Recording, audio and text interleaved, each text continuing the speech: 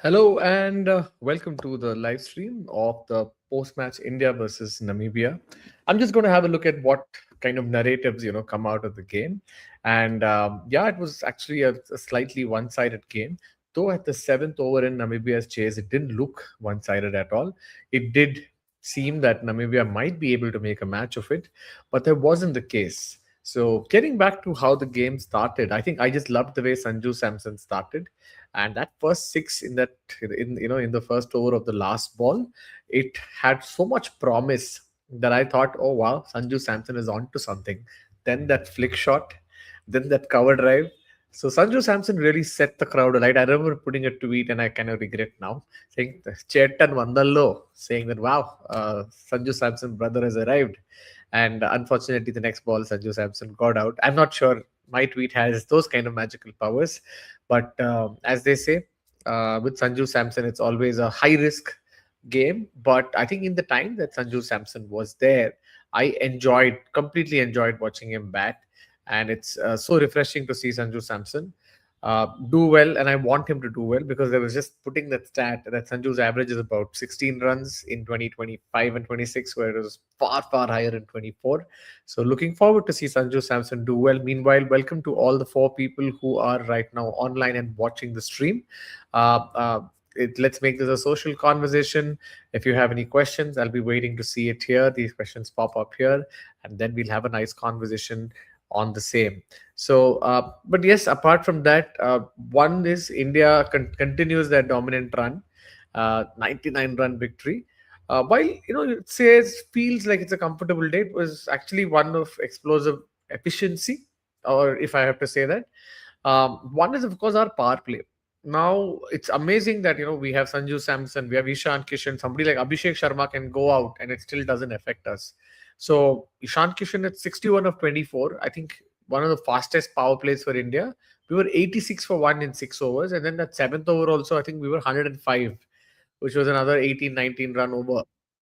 But I had an interesting stat that I observed because yesterday on Twitter, if you recall, I put this whole thing about the number of dot balls that West Indies had versus England and the score that they made.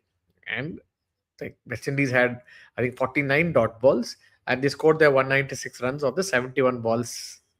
That was their remaining of that, and that gave them a dot ball strike rate of about 270 plus. Today, India's dot balls were the highest in the 2024 to 2026 cycle. We totally had about 39 dot balls today, and our non-dot ball strike rate was about 258. So India also suddenly stepped up to this high variance strategy that West Indies otherwise uses. But I think India were really done in by some very good spin bowling in the middle overs with Gerard Erasmus. And wow, his action, the way he started bowling side of the wicket with that slingy action, it I think did unsettle India. And because it unsettled, we saw periods of play in the middle overs where 30 runs were scored against spin of 6 overs, which included it still included 2 overs of 10 runs each. But there was a period where 4 overs just got us 10 runs, where India just went totally in, like, okay, what is happening kind of a mode.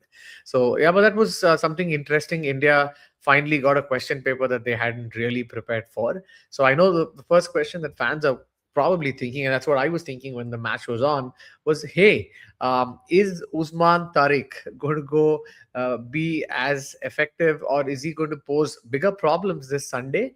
Uh, Maybe we'll wait and watch. There's so many unknowns here, and the other part as well. Is Dew going to play a part? Because sometimes it just takes away the effectiveness of a bowler. And because Pakistan has so far played I think they played a day game versus Netherlands, but they did bowl in the Dew, and their spinners were actually very effective. So it remains to be seen. I'm actually not feeling that over aggressive confident that I was in the first match of the Asia Cup, the first Sunday, the boycott Sundays that we played.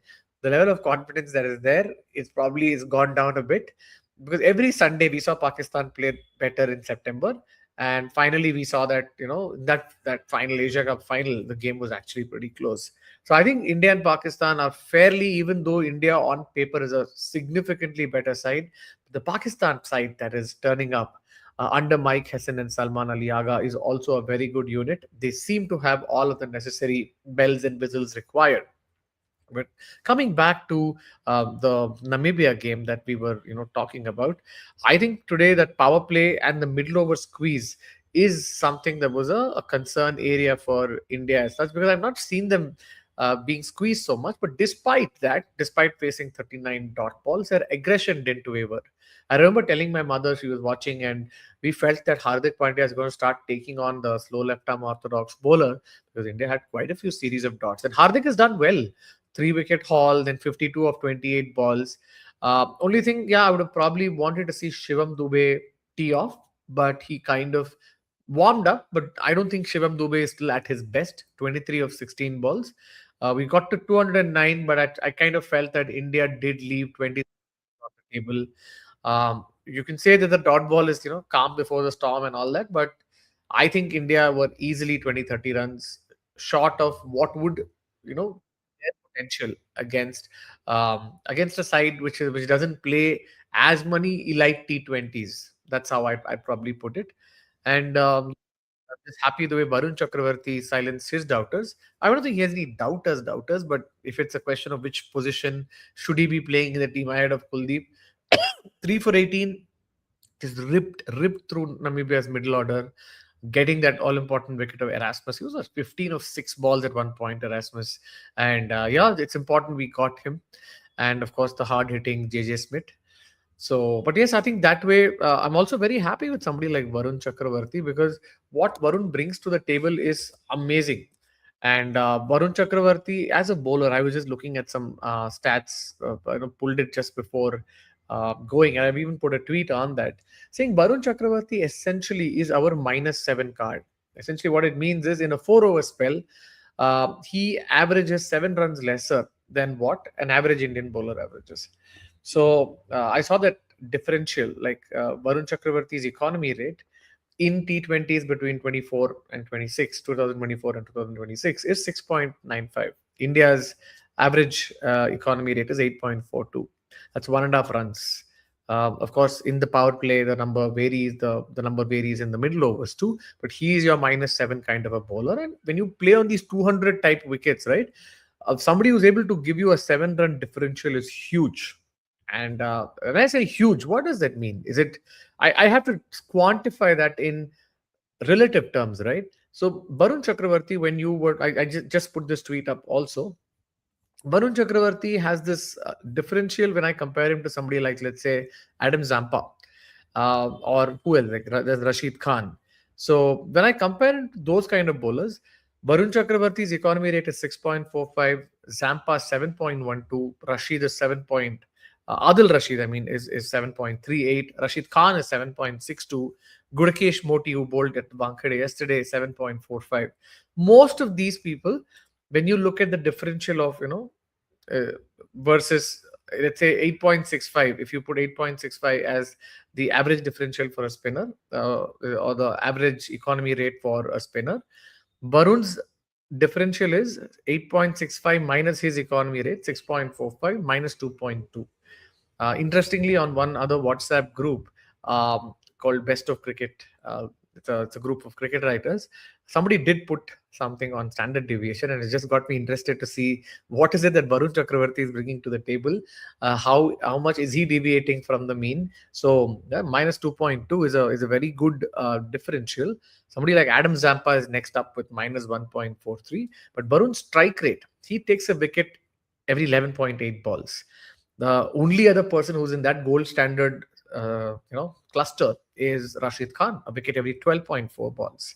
And then you have Gutkesh Moti, Zampa, and Adil Rashid, like a wicket every 16 balls. So I think India have unlocked a certain cheat code with Varun Chakravarti in the middle overs. He's no more your holding bowler, right? He's actually going there and picking wickets. So I think that way I'm very happy seeing somebody like Varun Chakravarti bowl. And with Varun Chakravarti and Jasprit Bumrah, you're straight away seeing 6 to 8 overs of tough run scoring, or potentially, it's like a slippery banana peel where you could lose wickets. And that's the kind of cough of fear that somebody like Varun Chakravarti puts in to oppositions. And I'm happy to see India have these options, because I remember when he first made his debut in 2021, we had a most forgetful T20 World Cup. And though Varun was economical, unfortunately, bold and due, he wasn't able to get wickets, and that went against him. So this new version of Varun that we've seen in 2020, like since 2024, he's just been amazing. Picks up wickets, is also very tough to score runs off. So very happy to see the kind of riches that India has at its disposal. And I think the selectors have also done a very good job in trying to see patterns and have a great arsenal that they believe is very good for winning us potentially a tournament. So yeah, that's roughly where we are with respect to this game. And so nice to see India play well and win this by 99 runs. But if I were to look at things that are worrying, and somebody did mention this on Twitter, to me in a comment, that what about India's ending? And I don't think India ended very well today, and that's something we will have to look at in terms of our finishing, where we end up giving away wickets. I don't think the cost of a wicket is a problem, but the only thing is sometimes are you missing runs on the table that was potentially there. But outside of that, I think India had a fairly comfortable day at the office.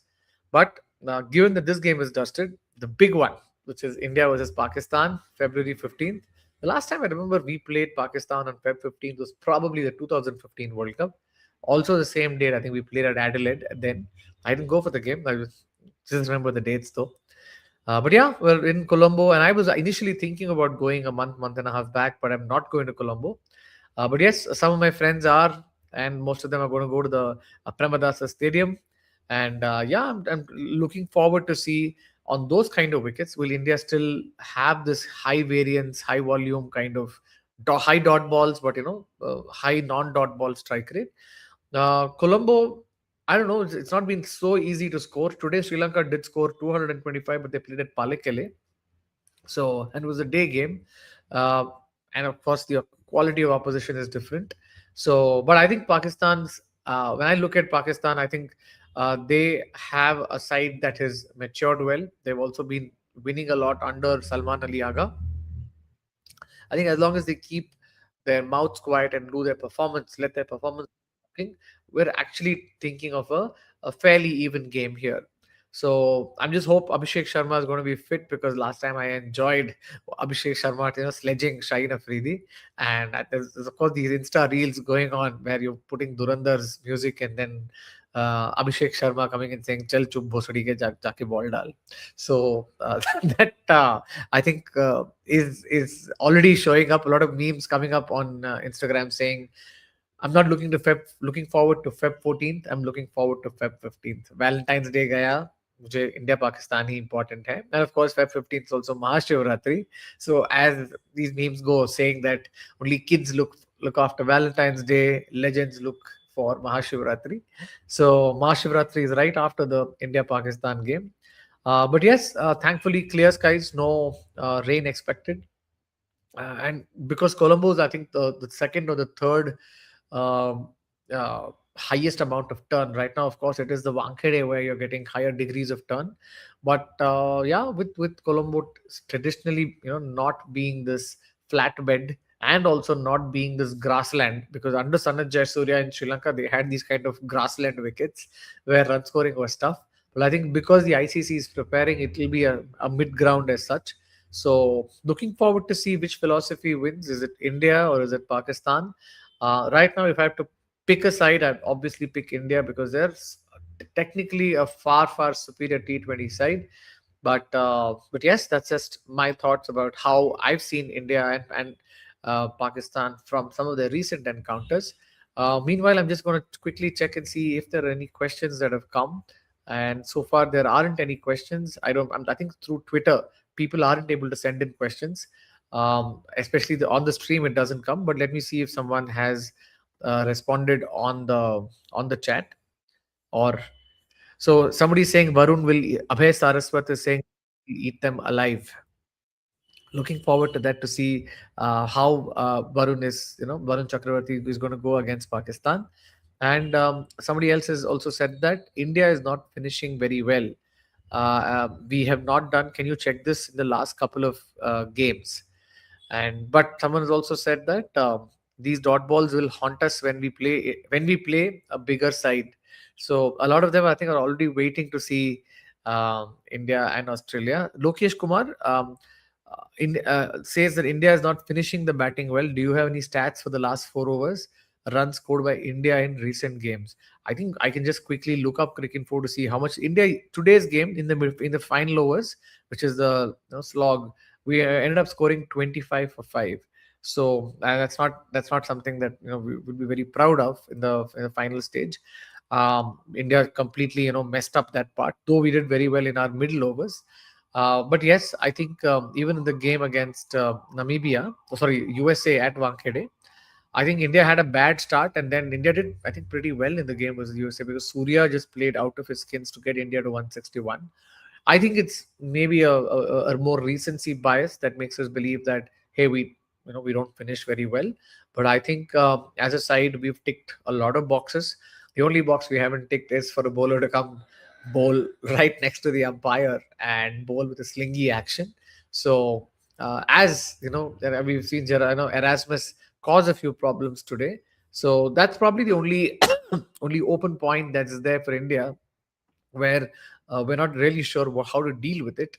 But yes, I think looking forward to how India is going to play the Pakistani spinners, and looking forward to Super Sunday. So that's it from me in this post-match analysis of certain narratives. Look forward to seeing you again every match night. See you around.